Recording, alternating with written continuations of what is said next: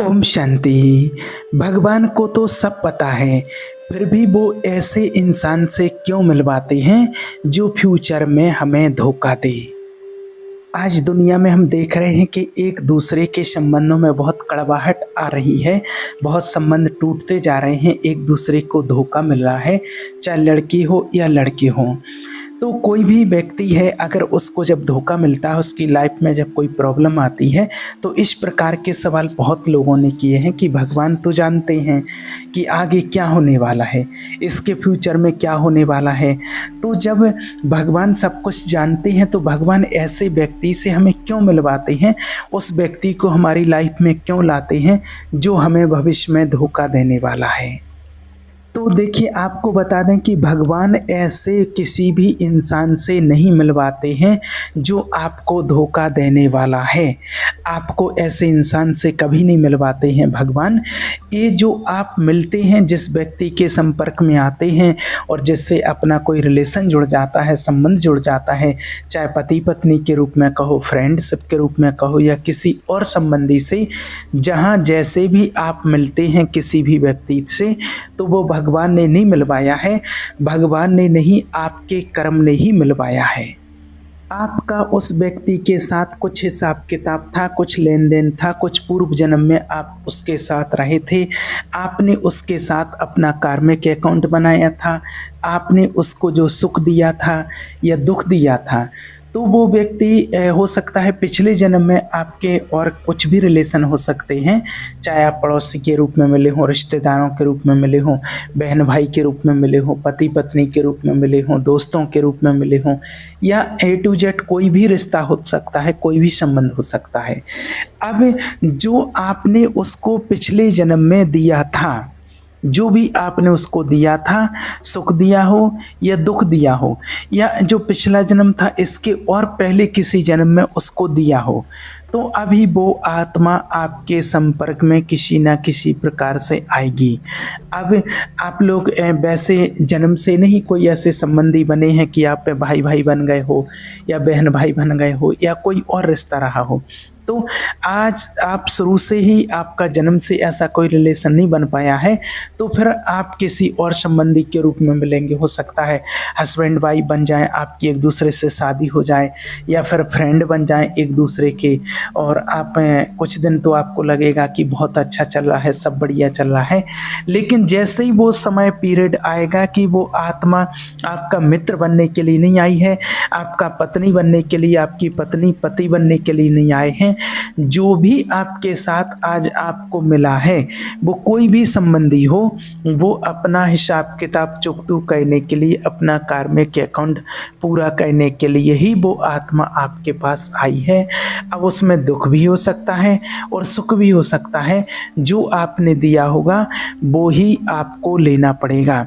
अगर पिछले जन्म में आपने किसी को सुख दिया था तो आपको सुख मिलेगा, अभी फिर दुख नहीं मिल सकता है, और अगर आपने दुख दिया है तो आपसे उतने ही टाइम तक, उतने ही समय तक वो दुख आपको झेलना पड़ेगा, वो दुख आपको मिलेगा जो दुख आपने कभी उस आत्मा को दिया था। अब वो आत्मा अपना कर्मों का हिसाब किताब पूरा करने के लिए यहाँ पर आपके पास आई है। अब आप कहेंगे कि इस व्यक्ति से क्यों मिलवा दिया है भगवान ने मुझे, इस ऐसे लड़के से क्यों मिलवाया है, या ऐसी लड़की से क्यों मिलवाया है जो मुझे दुख दे रहे हैं। या फिर किसी की शादी भी हो जाती है, और आजकल ऐसा भी देखा गया है कि शादी हुई है, 4-5 महीने हुए हैं, लव मैरिज हुआ है, 4-5 महीने के बाद डिवोर्स हो गया है, ऐसा भी देखा गया है। ऐसे कितने केस हैं। तो अब वो क्या है, 4-5 महीने के लिए भगवान ने नहीं मिलवाया था, कि भगवान ने ऐसे इंसान से क्यों मिलवाया कि जिसने धोखा दे दिया। आपका वो कुछ कार्मिक अकाउंट था और 4-5 महीने के लिए ही उस व्यक्ति को आपकी लाइफ में आना था, और वो उसने अपना हिसाब किताब चुकता किया, पूरा किया है, और उसके बाद फिर अपना समय पीरियड पूरा करके वो दुख और सुख लेना और देना करके, और वो आत्मा अपना हिसाब किताब लेकर के चली जाती है, वो व्यक्ति फिर आपसे दूर हो जाता है। ऐसे कितने केस आए हैं, बहुत लोगों ने ये प्रश्न पूछा है। एक की तो शादी हुई और 1 महीना ही हुआ, 1 महीने हुआ था शादी के लिए और 1 महीने में माना वो 2 बार, माना जैसे शादी हुई थी तो शादी हुई तब वो गई थी उसके पति के यहाँ पर, और फिर 1 बार और गई पति के यहाँ पर, बस 2 बार सिर्फ गई और उसका डिवोर्स का केस चालू है। अभी डिवोर्स होने वाला है, उनका कोर्ट में केस चालू है। ऐसे ऐसे केस भी आए हैं। तो वो लोग बहुत परेशान और यही बोलते हैं बार बार कि भगवान तो सब कुछ जानते हैं कि इंसान मुझे धोखा देगा, आने वाले समय में मेरे साथ क्या होगा, फिर भी भगवान ने मेरे साथ ऐसा किया, भगवान ने मुझे ऐसे इंसान से क्यों मिलवाया। तो भगवान देखिए आपके कोई पर्सनल दुश्मन नहीं है कि आपको ऐसे व्यक्ति से मिलवा दिया, और कोई और हैं जो आपकी बहन हो, आपके कोई और भाई हो, कोई और संबंधी हो, उनके लिए अच्छा लाइफ पार्टनर मिला है जो हमेशा उनका जोड़ा बढ़िया चल रहा है और आपके साथ ऐसा कर दिया है। तो इसमें भगवान का दोष नहीं है, ना भगवान की गलती होती है। ये सब कुछ जो भी होता है ये अपने कर्मों के अनुसार होता है। आपने उस आत्मा को कुछ दिया था या कुछ उस आत्मा से लिया था, तो वो लेना और देना ही एक कर्मों का हिसाब किताब होता है। इसीलिए आपको उस व्यक्ति से मिलवाया जाता है, आपके ही कर्म के द्वारा मिलवाया जाता है। भगवान आपको नहीं मिलवाते हैं, इसलिए इसमें हम भगवान को दोष नहीं देख सकते हैं और ना ही कभी दोष देना चाहिए। और आज ऐसे बहुत लोगों को देखा है और बहुत लोगों के कॉल भी आते हैं, कोई कॉलेज स्टूडेंट रहे हुए हैं या फिर किसी की शादी भी हो गई है, तब भी ऐसा हो रहा है, तब भी ऐसा देखा जा रहा है। और आज ऐसा देख रहे हैं प्रैक्टिकल में, आज जो चल रहा है ना गर्लफ्रेंड बॉयफ्रेंड, ये समझो कि बहुत हानिकारक है। और इसको तो जो माता पिता हैं, जो पेरेंट्स हैं, उनको अपने बच्चों को इस रोग से बचाना चाहिए। ये बहुत बुरा रोग चल पड़ा है, ये जीवन नष्ट कर देगा और ये जीवन नष्ट करने वाला सीधा सीधा जहर है। जहर है सीधा सीधा, जो इन चीज़ों में फंस जाते हैं समझ लो कि वो जहर खा रहे हैं। और पढ़ाई लिखाई तो सब बंद हो जाती है, पढ़ाई लिखाई में तो फिर मन ही नहीं रहता है ना। जब उनका चिंतन ही बिगड़ गया तो फिर जीवन किस काम का रहेगा। उत्साहहीन जीवन हो जाता है ऐसे लोगों का, अब क्या रहेगा। अरे इस अवस्था में जो लोग कहते हैं ना, कितनी लड़कों के कॉल आते हैं और वो बताते हैं और मन अपनी फ़ोटो भेज करके बताते हैं, पहले वाला फ़ोटो और अभी वाला फ़ोटो के देखिए अभी क्या हालत हो गई है। अरे ये तो ऐसी एज होती, ऐसी उम्र होती है कि 22 से 30 वर्ष के बीच में तो युवा एकदम खुशनुमा जीवन होना चाहिए हमेशा। जब उत्साहहीन जीवन हो गया तो अब क्या जीवन रह गया है। इस अवस्था में तो डिप्रेशन होने लगा। डिप्रेशन तो लोगों को 50-60 की अवस्था में होता है, तब समझ में आता है। और ये 20-25 वाले को डिप्रेशन इस समय तो ऐसा जीवन होना चाहिए कि कमल की कली जैसे खिलती है और हृदय आनंद से युक्त होना चाहिए। तो अगर आचरण बिगड़ गया और संग बिगड़ गया, चिंतन बिगड़ गया, आचरण बिगड़ गया, तो फिर सब कुछ जीवन ही बिगड़ जाता है उनका, क्योंकि चिंतन से ही जीवन बनता है। अगर आपका सत्य चिंतन है, सत्य विचार है, अच्छे कर्म हैं, ये सब कुछ, ये सत्य बातें ऐसे ही नहीं आ जाएंगी। और असत्य चिंतन, गलत आचरण, गंदे विचार, ये तो सब कुछ ऑटोमेटिक ही आ जाते हैं। लेकिन सत्य विचार आने में, सत्य क्रिया, सत्य चिंतन करने में तो थोड़ी चढ़ाई चढ़नी पड़ती है, थोड़ी मेहनत करनी पड़ती है। अगर कोई जो लोग भी जिन्होंने प्रश्न किया है और वो उस टेंशन में है और अगर उनके साथ ऐसा हुआ है तो अभी भी समय है, आप संभल जाइए, अपने जीवन को संभालिए और आप प्रभु का चिंतन कीजिए, परमात्मा को याद कीजिए, नाम जप कीजिए और इससे आपको बहुत शांति मिलेगी। और जो भी हुआ है उसके लिए आप पश्चाताप कीजिए, भगवान से माफ़ी मांगिए कि गलती तो आपने कहीं ना कहीं की है। इसलिए जो हो चुका है वो हो चुका है। अभी से आप परमात्मा का ध्यान कीजिए, कुसंग का बिल्कुल त्याग कर दीजिए, भगवान का सत्संग सुनिए, नाम जप कीजिए, मेडिटेशन कीजिए और अभी भी आपका जीवन है बदल जाएगा। लेकिन आजकल क्या हो रहा है कि लोगों का मन भगवान में ज़्यादा नहीं लग रहा है, क्योंकि प्रेता तो आज लोगों की भोगों से हो गई है, तो फिर भगवान में मन कहाँ से लगेगा। आप समझना इस बात को, ये तो बनावटी चल रहा है भगवान से और सच्चाई से चल रहा है भोगों से। और जिस दिन सच्चाई से प्रीत परमात्मा से हो जाएगी उस टाइम पर आपकी स्थिति एकदम बदल जाएगी, जब आप भगवान से प्रीत करने लगेंगे। और एक बात और याद रखना कि प्रीति जो सच्चे मन की होती है वो 10-20 जगह नहीं होती है, वो एक जगह होती है। और जो ये 10-20 जगह प्रीत करते हैं ना, जो व्यभिचारी लोग होते हैं, वो प्रीतवान नहीं होते हैं। इस बात को आप याद रखना। जो प्रीतवान होता है वो एक जगह प्रीत रखता है। प्रेम गली में दो लोग नहीं हो सकते हैं तो अनेक लोग कैसे समझ सकते हैं? आप इस बात को समझिए। जिसका भोगों में चिंतन चलता रहता है, उससे प्रीत हो जाती है, वो कभी परमात्मा का चिंतन नहीं कर सकते हैं, परमात्मा को प्राप्त नहीं कर सकते हैं। और जब भगवान से प्रीत नहीं है तो फिर तो ये फॉर्मेलिटी हो जाती है। और जब परमात्मा से प्रीत है तो ये बहुत काम की चीज़ होती है। मेरा तो एक भगवान दूसरा ना कोई। एक कोई भी अच्छा पदार्थ देख करके भगवान की याद आती है? क्या अच्छी परिस्थिति देख करके भगवान को आप नमन करते हैं? क्या बुरी परिस्थिति में भगवान को पुकारते हैं?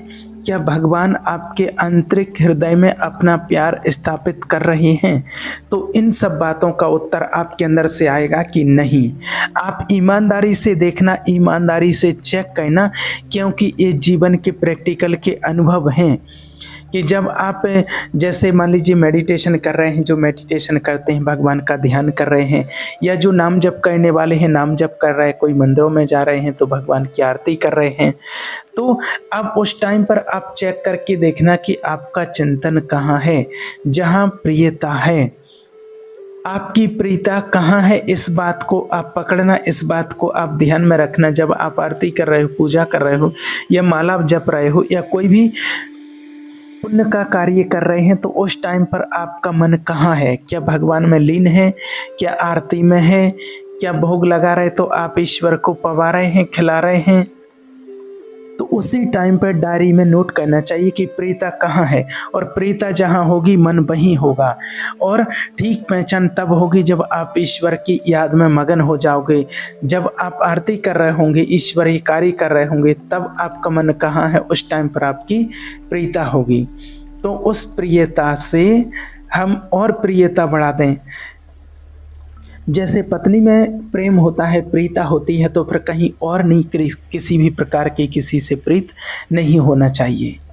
और कई लोग ये भी समझते हैं, वो दिन भर सुबह उठते हुए शाम तक भागते ही रहते हैं, यहाँ वहाँ भागते रहते हैं, तो और वो भागते रहते हैं तो वो ये समझते हैं कि प्रीता हमसे है। तो ये प्रीता नहीं है, इसमें प्रीता की बात नहीं होती है, तो धन कमाने की बात होती है। धन कमाने के लिए आप चाह रहे हैं, और प्रीता हुई धन में, तो धन किसके लिए है? भोगों के लिए। और जब आप संसार में कभी कभी, तो धन से जब प्रीत जुड़ जाती है तो वो धन किसके लिए प्रिय होता है? भोगों के लिए, भोगों में लगा देते हैं। और आज ये भी देखा गया है संसार में, प्रैक्टिकल आप सबने भी अनुभव किया होगा कि कोई उसको प्यार नहीं करता है जो संसार में दुख है, ठोकरें खा रहा है, परेशान है।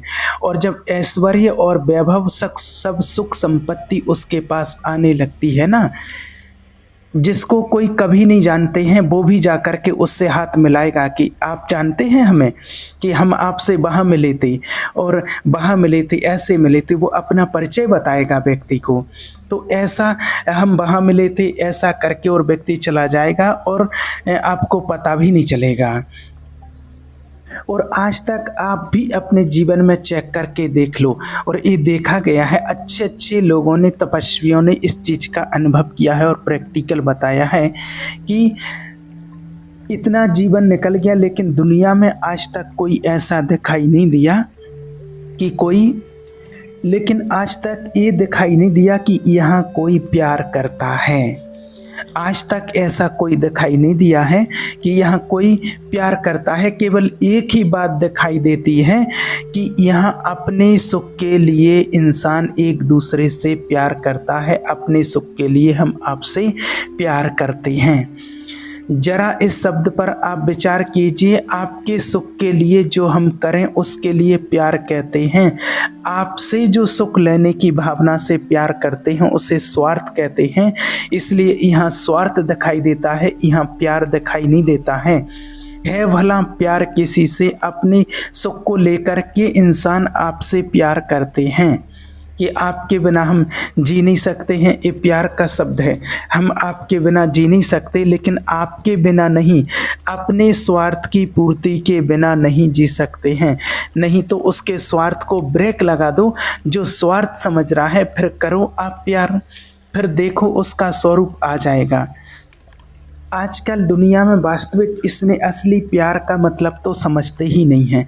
अपने प्यार का जो मतलब होता है कि अपने प्राणों को भी समर्पित करके, और जिससे प्यार किया जाता है उसे सुख देना, सुख लेने की भावना नहीं, सुख देने को, इसे निष्काम प्यार कहते हैं, सुख देना। लेकिन आजकल ऐसा है कहाँ, सुख देने का चाव कहाँ है आज दुनिया में, सुख लेने का है।